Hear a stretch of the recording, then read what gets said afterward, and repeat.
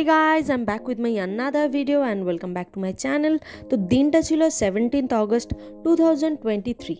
Yes, আমি 2023 video 2024 এসে post করছি।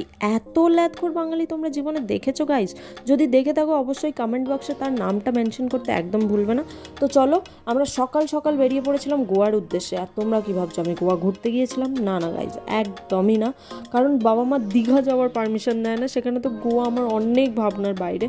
তো যাই বা হোক, আমরা 7টার মধ্যে এয়ারপোর্টে পৌঁছে গিয়েছিলাম।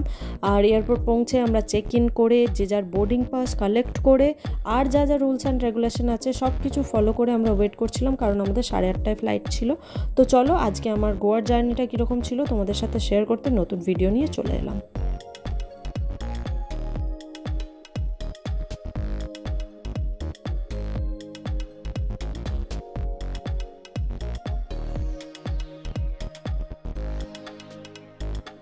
তো ঘুরতে ঘুরতে ফাইনালি ঘড়িতে 8:30 বেজে যায় আর আমরা ফাইনালি গিয়ে চড়ি ফ্লাইটে।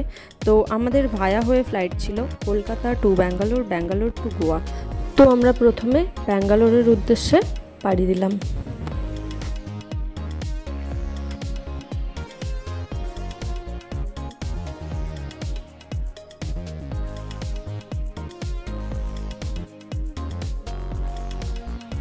উফ, ফাইনালি আমরা 2.5 ঘন্টার জার্নি শেষ করে পৌঁছে গেলাম ব্যাঙ্গালোর। আর ব্যাঙ্গালোর পৌঁছে দেখি ব্যাঙ্গালোর এয়ারপোর্টটা এত সুন্দর আর এত বড়, ঘুরতে ঘুরতে কখন যে টাইম কেটে গেল বুঝতেই পারলাম না।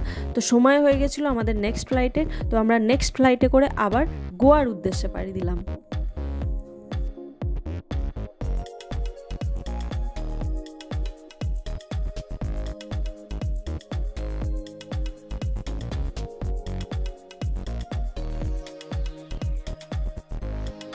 তো আরও 1 ঘন্টার জার্নি আমরা শেষ করে ফাইনালি পৌঁছে গেলাম গোয়া। আর গোয়া পৌঁছে সবার মুখে যে ফুর্তি, যে মনে আনন্দ, সেটা আমি এক্সপ্লেন করতে পারবো না গাইজ।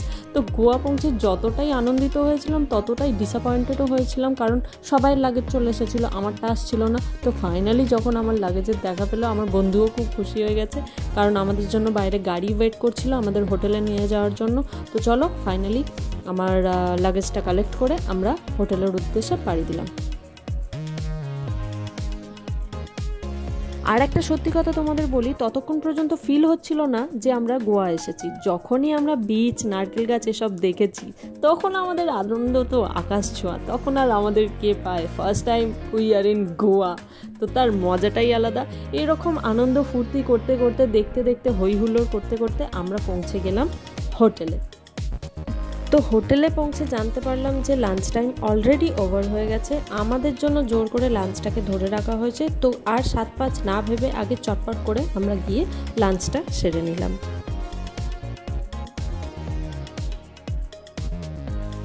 ঝটপট করে লাঞ্চটা কমপ্লিট করে নিয়ে আমরা চলে গেলাম আমাদের রুমে, কারণ আমাদের 6:30 থেকে প্রোগ্রাম ছিল। হ্যাঁ, ঠিকই শুনেছ, আমাদের প্রোগ্রামের জন্যই গোয়াতে আসা। তো 6:30 থেকে যেহেতু প্রোগ্রামের টাইমিং ছিল আর আমরা পৌঁছে খেতে বেজে গিয়েছিল 5টা।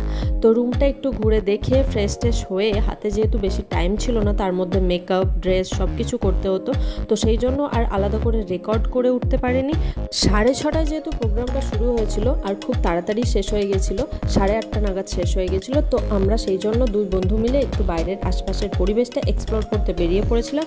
তারপর আমরা দুজন একটু ঘুরে টুরে এসে ডিনার কমপ্লিট করে নিলাম। ডিনার করে আমরা ভাবলাম যে এই একটা রাতই আমাদের হাতে সময় আছে ঘোরার, যেহেতু আমাদের পরের দিনই ফ্লাইট ছিল। তো আমরা সেই জন্য অনেক ঝামেলা ঝগড়া করেই বলতে গেলে, কারণ একজন বলে যাব, একজন বলে যাব না, এই করতে করতে আমরা ফাইনালি বেরিয়ে পড়লাম।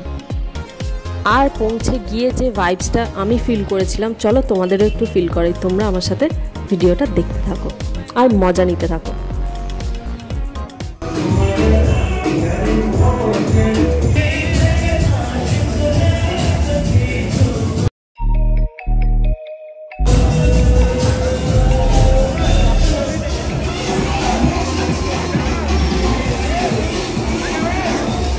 আমরা বাড়ির ভেতরে তো যাইনি, বাট বাড়ির বাইরে সেই বারে যে গানটা হচ্ছিল সেই গানটাতে নির্লজ্জের মতো নাচছিলাম রাস্তাতে, তাও আবার বৃষ্টিতে। খুব মজা হয়েছিল গাইজ। তারপর আমরা চলে গেলাম বিচে, অন্ধকারে বিচের মজা নিতে। আর এত সুন্দর লাইটিং, আর বারগুলো এত সুন্দর লাইটিং করে সাজানো ছিল, জাস্ট অসাধারণ। go!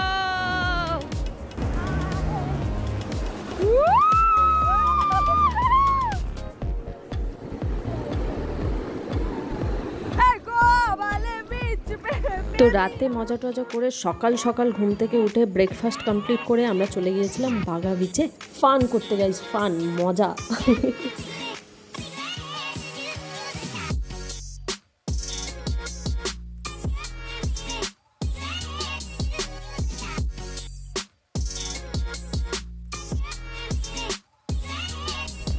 আর তোমরা গোয়া গেছো, চুলে উল বাঁধনি, এটা তো কখনো হতেই পারে না। গোয়া গেলে তোমাকে এটা করতেই হবে, নেসেসারি, নাহলে ঠাকুরে পাপ দেবে, জানো তো। বেকার গাইজ, বেকার। এটা বাড়িতে বসেই করতে পারবে। শুধু শুধু গোয়া গিয়ে 100-200 টাকা খরচা করে চুলে উল লাগানোর কোনো প্রয়োজন নেই। তার থেকে ওই 100-200 টাকার ফুচকা খেয়েও পেটও ভরবে, সাথে সাথে মনও ভরবে। যে দাদাটা আমাদের করে দিচ্ছিল, করার সাথে সাথে আমাদের থেকে বাংলা কথাও শিখছিল। তো এইসব করতে করতে টাইমটা কেটে যায় আর আমরা রুমে আবার ফিরে আসি, কারণ আমাদের ফ্লাইট ছিল। রুমে ফিরে আমরা পুলে অনেক মজা করেছিলাম, কিন্তু ভিডিও ক্যাপচার করতে পারিনি টাইমটা শর্টের জন্য। তো আমরা কলকাতার উদ্দেশ্যে আবার বেরিয়ে পড়লাম। বেরিয়ে আমাদের হোটেল থেকে এয়ারপোর্ট যাওয়ার জন্য বাস ছিল, বাসে উঠে বসে পড়লাম। তারপর বাসটা চলতে শুরু করলো আর আমাদের মনে কষ্ট হতে শুরু করলো, কিন্তু অতটাও কষ্ট হয়নি, জানো তো, কারণ ঘুরলামই কই, হাতে টাইমই পেলাম কই। নেক্সট বার যখন আসবো সব ঘুরে যাব। তো এইসব বকতে বকতে ভাবতে ভাবতে ফাইনালি আমরা গোয়া এয়ারপোর্ট পৌঁছে গেলাম। আবার আমাদের ভায়া হয়ে টিকিট ছিল গোয়া টু বম্বে, বম্বে টু কলকাতা। যেহেতু আমরা ফ্লাইটের টাইমের অনেকটাই আগে পৌঁছে গিয়েছিলাম, সেই জন্য গোয়া এয়ারপোর্টটাও একটু ঘুরে ঘুরে দেখছিলাম। ঘুরলাম, খেলাম, গল্প করলাম, মজা করলাম। এই করতে করতে টাইমটা কেটে গেল আর টাইমটা চলে এলো আমাদের ফ্লাইটের। তো ফ্লাইটে চড়ে যখন বসলাম তখন দেখলাম যে বাইরের ওয়েদারটা খুব খারাপ, প্রচণ্ড পরিমাণে বৃষ্টি হচ্ছে, বিদ্যুৎ চমকাচ্ছে, মানে খুবই বাজে পরিস্থিতি। তার মধ্যে প্লেনটা যাচ্ছিল আর প্লেনটা ধাক ধাক ধাক ধাক করছিল আর আমার বুকের ভেতরটাও ধাক ধাক করছিল। জানি না গাইস সবাই কী করে ঘুমাচ্ছিল, নাক ডেকে ঘুমাচ্ছিল রীতিমতো। আমার তো প্যালপিটেশন শুরু হয়ে গেছিলো বুকের মধ্যে। তো যাই হোক, ফাইনালি ওয়েদারটা ক্লিয়ার হয়ে গেল আর আমরা বম্বে এয়ারপোর্ট এসে পৌঁছে গেলাম। বম্বে এয়ারপোর্ট পৌঁছে নেক্সট ফ্লাইটের জন্য ওয়েট করব কেন, সেই জন্য বম্বে এয়ারপোর্টটাও একটু ঘুরে দেখে নিলাম। তারপর আমাদের নেক্সট ফ্লাইটের সময় হয়ে গেল। সময়টা ছিল 7:10 সামথিং। তো যাই হোক, কিছু একটা প্রবলেম হয়েছিল যার জন্য ফ্লাইটটা ছাড়তে লেট করেছিল, প্রায় 8টা বেজে গিয়েছিল। সেই জন্য আমরা কলকাতা ঢুকেছিলাম 10টা সাড়ে 10টা নাগাদ। তো কলকাতার মুখটা দেখে আমাদের যে মনে যে স্বস্তি, যে শান্তির নিঃশ্বাস এলো, সে আর কি বলি। তো যাই হোক, তারপর আমরা যে যার বাড়ি চলে গেলাম। আর আমার গোয়ার জার্নিটাও এখানে এন্ড হলো। ভালো লাগলে অবশ্যই লাইক, শেয়ার, সাবস্ক্রাইব করতে একদম ভুলবে না। দেখা হচ্ছে নেক্সট ব্লগে। Bye bye.